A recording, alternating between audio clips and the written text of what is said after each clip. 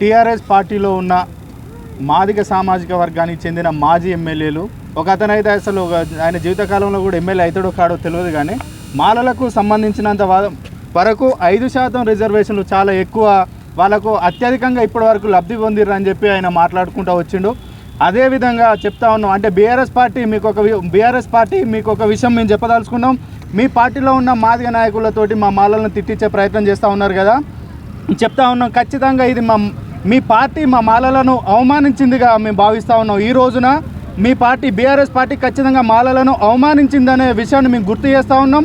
అలాగే కాంగ్రెస్ పార్టీలో ఉన్న, బీజేపీ పార్టీలో ఉన్న, అన్ని పార్టీలలో, అది వామపక్ష, లెఫ్ట్, రైట్, ఏ పార్టీలో ఉన్న ఏ మాలలైనా మాల నాయకులు కులం పేరు చెప్పుకొని రిజర్వేషన్లలో గెలిచిన ప్రతి ఒక్క నాయకుడు, జెడ్పీటీసీ స్థాయి నుంచి మినిస్టర్ వరకు, ముఖ్యమంత్రి, ఉప ముఖ్యమంత్రి వరకు ప్రతి ఒక్కరు ఈ రిజర్వేషన్ వర్గీకరణ జరిగిన విషయం పైన పునరాలోచించి ఏకదాటిపైకి వచ్చి దీనిపైన ఆలోచించి ఖచ్చితంగా మాల సామాజిక వర్గానికి ఎటువంటి అన్యాయం జరగకుండా చేయాల్సిన బాధ్యత మీ అందరిపైన ఉన్నది. కులం పేరు చెప్పుకొని పదవులు అనుభవించారు, కులం పేరు చెప్పుకొని మేధావులుగా చలామణి అయిన వాళ్ళు ఇప్పుడు పదవులు రాగానే మౌనం పాటిస్తూ ఉన్నారు.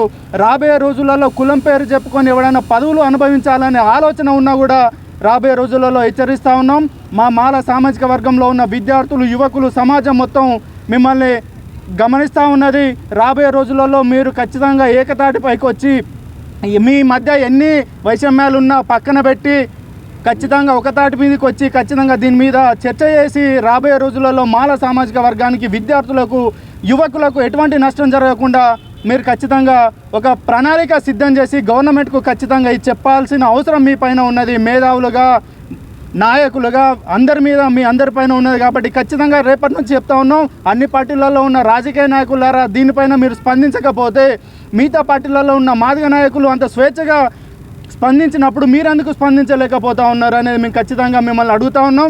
రేపటి నుంచి కనుక మీరు స్పందించకపోతే రేపటి నుంచి మీ ఇంటి ముందు గుడారాలు వేసి, మీ ఇంటి ముందు నిరాహార దీక్షలు, మిమ్మల్ని ఖచ్చితంగా మీ ఇంటిపైకి మేము వస్తాం, మిమ్మల్ని నిలదీస్తామని చెప్పి హెచ్చరిస్తూ ఉన్నాం. తీర్పై వెంటనే అన్ని పార్టీలో ఉన్న మాల ఎమ్మెల్యేల వర్గీకరణ తీర్పై వెంటనే జై మాల, మాలల ఐక్యత, జై భీమ్, జోహార్ డాక్టర్ బాబాసాహెబ్ అంబేద్కర్, మాలల ఐక్యత, మాలల ఐక్యత.